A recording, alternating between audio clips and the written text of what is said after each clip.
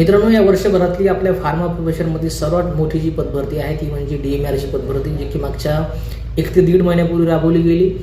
या पदभरतीमध्ये जवळपास 17 एवढ्या वेगवेगळ्या डिपार्टमेंटच्या पोस्ट होत्या, ज्याच्यामध्ये आपल्या फार्मसी ऑफिसरच्या सुद्धा आतापर्यंतच्या सर्वात जास्त पोस्ट ज्या आहेत त्या फिलअप केल्या गेल्या. आतापर्यंत या 17 पोस्टपैकी 14 पोस्टचा जो निकाल आहे तो जाहीर करण्यात आलेला आहे कालच्या डेटला.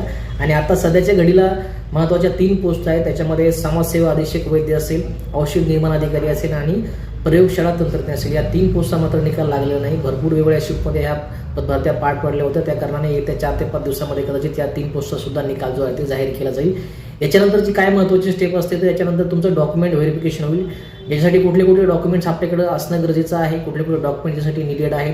त्याचबरोबर बाकीच्या सुद्धा येणाऱ्या पदभरत्या 2026 मध्ये आरोग्य विभाग असेल, जिल्हा परिषद असेल, महानगरपालिका असेल, ड्रग इन्स्पेक्टर असेल, त्यामुळे महाराष्ट्र असेल, बाकीचे स्टेट असेल किंवा सेंट्रल गव्हर्नमेंटमध्ये फॉर्म भरत असताना आपल्याकडे कुठले डॉक्युमेंट असणं गरजेचं आहे.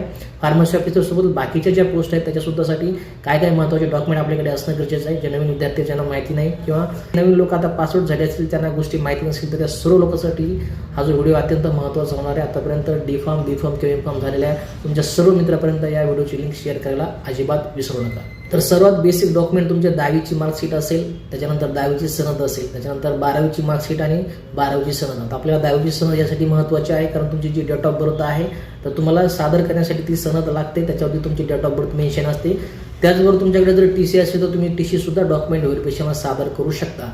त्याच्यानंतर डिप्लोमा झाला असेल D फार्मसी तर तुमचं फायनल इयरची मार्कशीट आणि त्याचं फायनल इयरचं सर्टिफिकेट. जर तुमचं बॅचलर ऑफ फार्मसी झालं असेल तर फायनल इयरची मार्कशीट किंवा तुमचं डिग्री सर्टिफिकेट. त्याच्यानंतर महत्त्वाचं डॉक्युमेंट तुमचं PCIचं रजिस्ट्रेशन, PPP कार्ड, हे 2 डॉक्युमेंट सुद्धा अत्यंत महत्त्वाचे आहेत.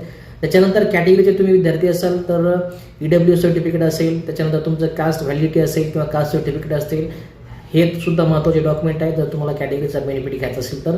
त्याच्यानंतर नॉन क्रिमिनल हे सुद्धा टाईम बाउंड महत्त्वाचं डॉक्युमेंट आहे, जे की दर 1 वर्षाने किंवा दर 3 वर्षांनी तुम्ही रिन्यू करू शकता. हे डॉक्युमेंट अतिशय महत्त्वाचं आहे.